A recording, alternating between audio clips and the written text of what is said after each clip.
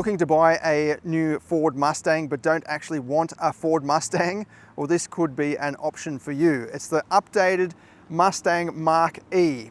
Now, to be honest, sales haven't been going very well for this model, and I think it's because of that Mustang badge. In my opinion, a traditional Mustang buyer doesn't want an EV, they want the muscly, V8 rumble sports car, and vice versa. A typical EV buyer probably doesn't want anything to do with a Mustang. It's kind of, you can see what they've tried to do here by leveraging on that historic badge, but I just think it hasn't worked here because it is such an iconic badge. I almost think this should have been called the Ford Cortina because it kind of fits in a similar formula in terms of being a mid-size, mildly sporty package with some advanced tech and advanced features and so on. But then, yeah, it's very practical as well. But anyway, this is the updated version, MY25. Still 3 variants on sale in Australia: Select, Premium and GT. This is the GT version I've got here. Top spec is now powered by a twin motor system with 434 kilowatts and 955 Newton meters. So it should be very quick. I'm told we're going to go out into onto a runway to test out the acceleration and performance. So I've got the V-Box and all that. It looks pretty good. It kind of looks like a Mustang from some angles, including the big rear haunches, the tail lights obviously, and the swooping roof line. Nice aggressive front end as well, sort of pouncing front guards, and it's got an updated grille piece or hexagonal patterned trimming in the front there for the GT.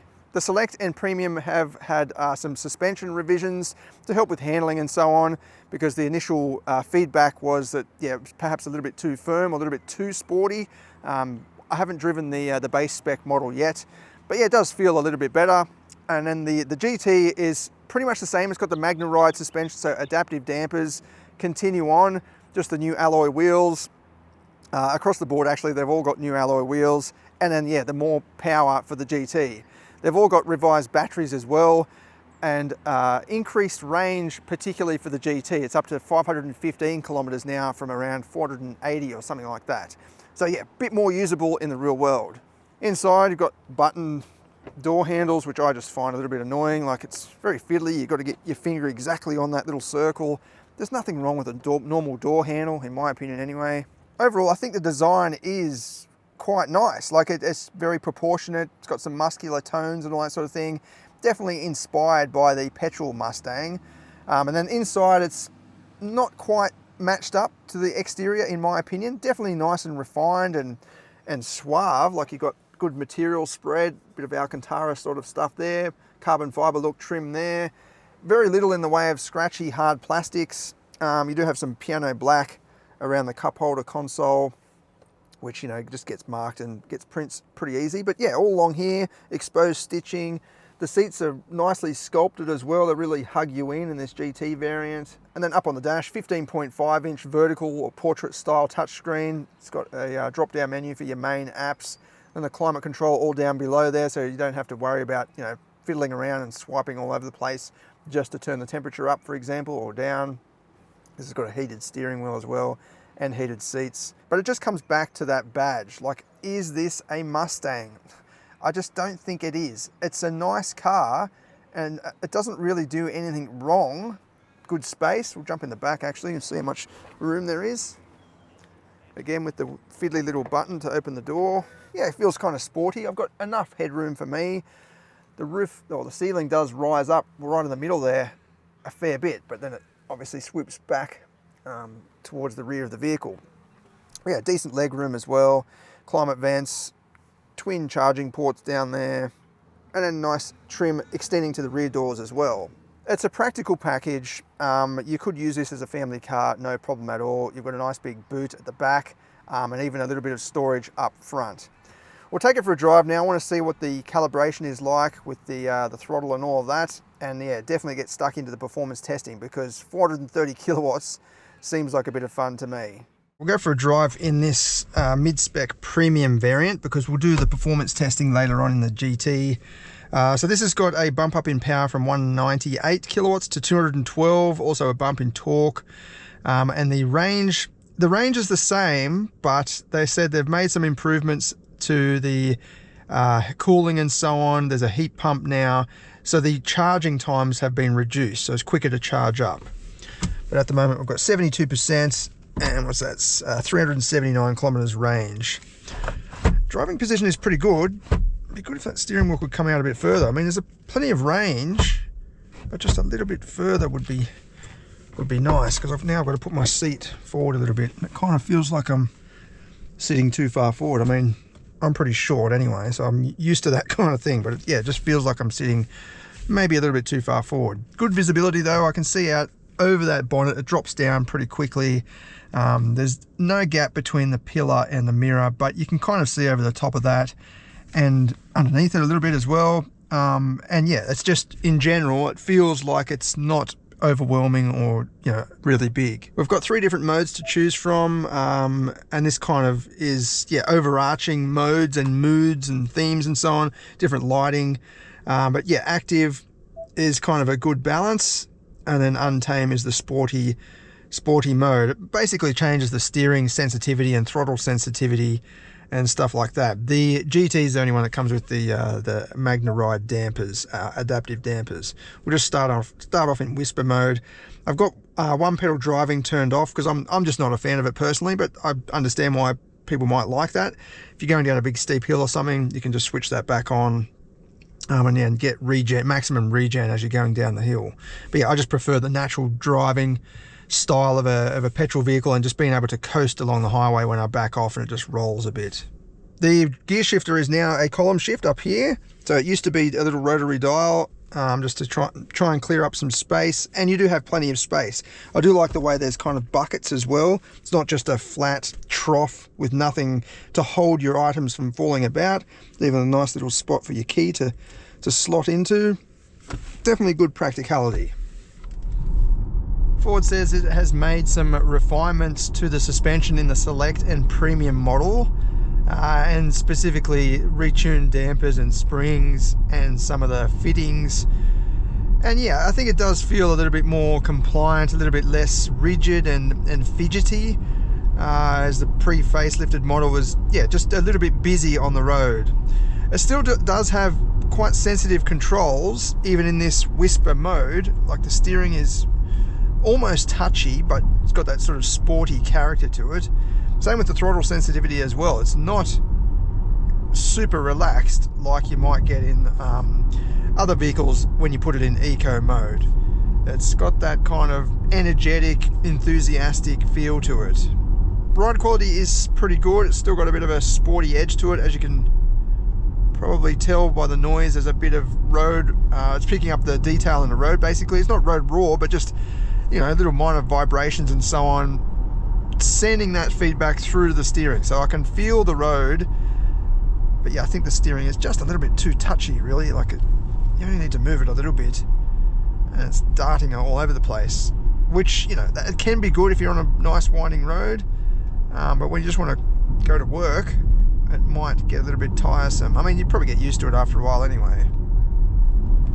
In terms of performance, 212 kilowatts is, you know, not that impressive really for 2025 for an EV or a mid-level EV, and for this price range. If you go through other similar rivals at the same price, you're likely to get a bit more power. And I know obviously power isn't everything. It's got to do with, you know, the efficiency of the delivery of power as well. But still, if you're just looking at these on paper and cross-referencing and, you know, comparing, making a bit of a short list, then this might be bumped down just because it doesn't have super impressive power. We'll give it some up this little winding road. It's a little bit of a whine, a little bit of a sound in the background. Just a slight noise, just to let you know that this does have an electric motor basically. It might even be the natural sound of the electric motor. We put it in active mode, there's a little bit more artificial sound coming through. Yeah, you've got a typical sort of hum, like you're driving a spaceship. And then in untamed mode, yeah, it's just a little bit louder. It seems like there's sort of a surround sound kind of feel to it. There's layers of different sounds. corner. It does feel a little bit sort of, I don't know, not top heavy, but it does feel heavy, like it is heavy, as with most EVs. It's hanging on. Yeah, it definitely feels sporty, and as I said, it's got enthusiasm. It wants to take on the corners. It wants you to turn even sharper.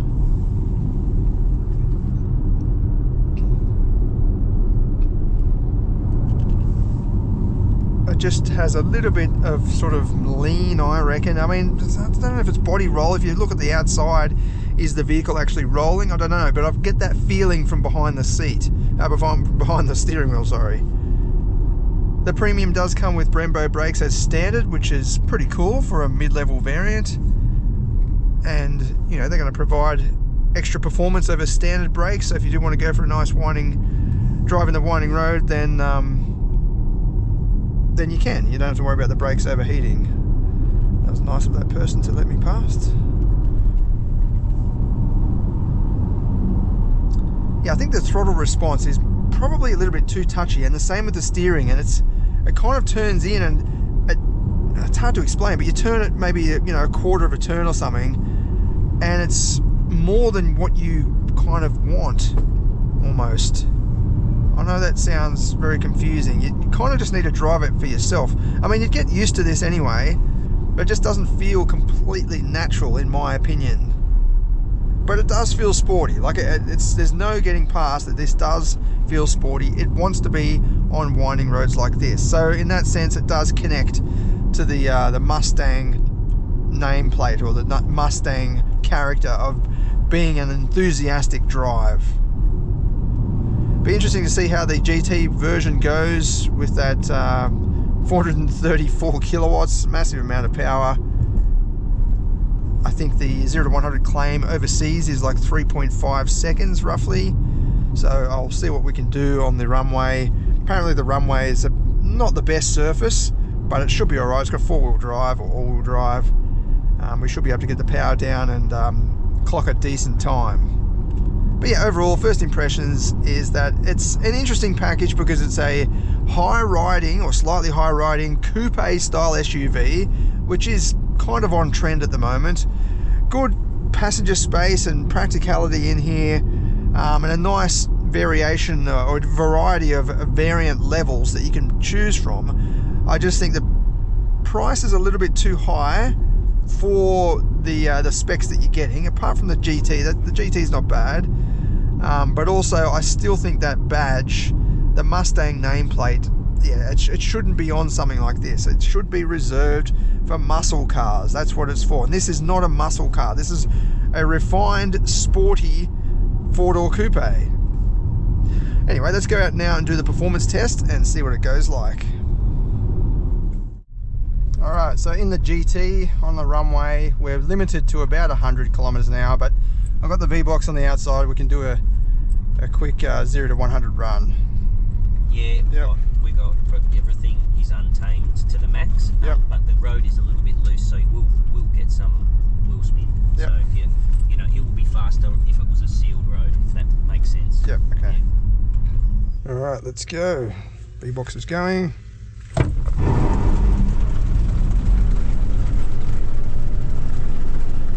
That's 100.